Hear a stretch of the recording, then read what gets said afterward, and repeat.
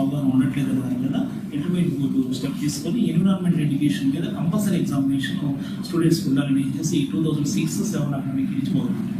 అదే మాదిరి next ethics and moral values కూడా పిల్లలు ఉండట్లేదు కాబట్టి ఎథిక్స్ అండ్ హ్యూమన్ వాల్యూస్ మీద కూడా ఒక సబ్జెక్ట్ ఉండాలని చెప్పేసి 2014-15 నుంచి ఆ ఎగ్జామినేషన్ ఉన్నారు.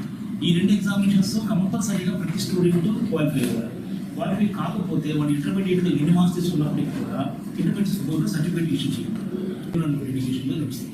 సో ఈ 2 ఫస్ట్ ఫేజ్లో జరిగే మ్యాండేటరీ ఎగ్జామినేషన్స్. ఇది కేవలం ఫస్ట్ ఇయర్ స్టూడెంట్స్కి మాత్రము కంపల్సరీగా రాయాల్సిన ఫస్ట్ ఇయర్ స్టూడెంట్స్ మాత్రమే. నెక్స్ట్ February 5th నుంచి మనకి ప్రాక్టికల్ ఎగ్జామ్స్ స్టార్ట్ అవుతున్నాయి. యాక్చువల్గా అయితే మనకి ప్రాక్టికల్ ఎగ్జామినేషన్స్ 10th నుంచి 20th వరకు నడుస్తున్నాయి జనరల్ సబ్జెక్ట్స్, అంటే ఫిజిక్స్, కెమిస్ట్రీ, మ్యాథ్, ఇట్లా బాటనీ, జువాలజీ వాటికి. కానీ వొకేషనల్ కోర్సెస్లో అంటే 2 స్పెల్స్ నడుస్తాయి 10 నుంచి 20 దాకా. అయితే వొకేషనల్ సబ్జెక్ట్స్లో 26 కోర్సెస్ ఉన్నాయి మనకి. అందువల్ల ఏంటంటే 10 రోజుల్లో 26 మంది కోర్సులకి ఎగ్జామ్స్ సబ్జెక్ట్ దొరకాయి కాబట్టి దాంట్లో అడిషనల్గా ఒక స్పెల్ ఇవ్వడం జరిగింది. అందువల్ల 5th నుంచే వొకేషనల్ కోర్సెస్ స్టార్ట్ అవుతాయి.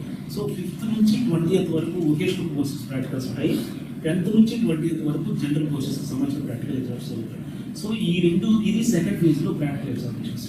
ఇక March 1st నుంచి 20th వరకు మనకి థియరీ ఎగ్జామినేషన్స్ జరుగుతాయి.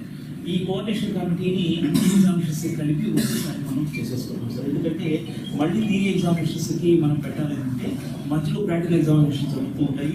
అప్పటికీ కొన్ని ఏర్పాట్లు మనం థియరీ ఎగ్జామ్స్ కూడా చేయాల్సిన పరిస్థితి ఉంది కాబట్టి మళ్ళీ కోఆర్డినేట్ చేసుకోవడం కష్టం ఉద్దేశంతో ఈ రోజు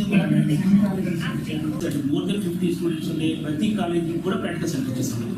అయితే థియరీ ఎగ్జామినేషన్స్కి ఇచ్చేటప్పటికి థియరీ ఎగ్జామినేషన్స్లో మనకి 3 టైప్స్ ఆఫ్ సెంటర్స్ ఉంటాయి.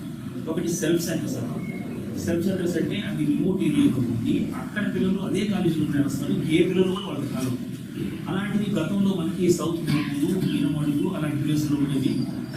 ఎంత బేస్డ్గా కొన్ని ఇబ్బందులు ఉన్నాయి, సమస్యలు ఉన్నాయి కాబట్టి వాళ్ళు నియమై కాలేజీకి మనం సెంటర్స్ అటెండ్ చేసాం.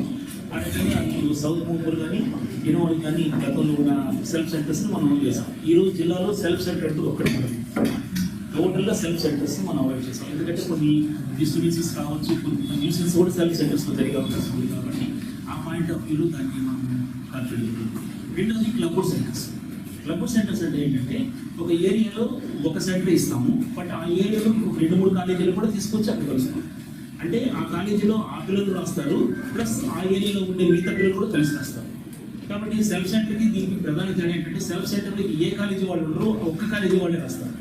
క్లబ్వుడ్ సెంటర్కి వచ్చేటప్పటికి ఆ కాలేజీ పిల్లలతో పాటుగా మళ్ళీ మిగతా చుట్టుపక్కల ఉండే పిల్లలు ఒక టౌన్లో ఒక చిన్న టౌన్ ఏదైనా పొదలకూరు అని అనుకున్నాం అనుకోండి. పొదలకూరులో ఒక సెంటర్ ఇచ్చామనంటే ఆ పొదలకూరులో అన్ని కాలేజీలు కూడా ఆ పొదలకూరులో రాస్తారు. అది మనకి క్లబ్వుడ్ సెంటర్ అవుతున్నారు.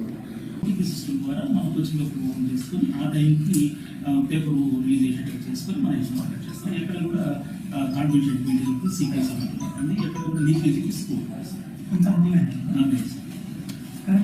ప్రాక్టికల్స్ ఆన్లైన్ అంటే రేపు కోచింగ్ పేపర్ ఆన్లైన్ వచ్చిన తర్వాత కన్సల్ట్ లెక్చరర్ ఎగ్జామ్ అనేది పేపర్ తీసుకొని వాటి కోచింగ్ టైం ఉంటుంది. నంబర్స్ మాత్రం ఇచ్చేస్తాం. ఆ నంబర్స్ డీకోడ్ చేసి వాటిని బేస్ చేసుకొని అప్పుడు ప్రాక్టికల్ ఎగ్జామినేషన్ కండక్ట్ చేస్తాం. ఆ విధంగా జరుగుతుంది.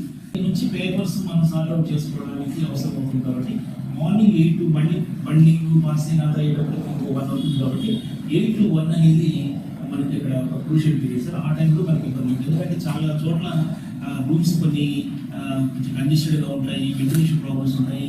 అక్కడ కానీ పవర్ సప్లై లేకపోతే కొంచెం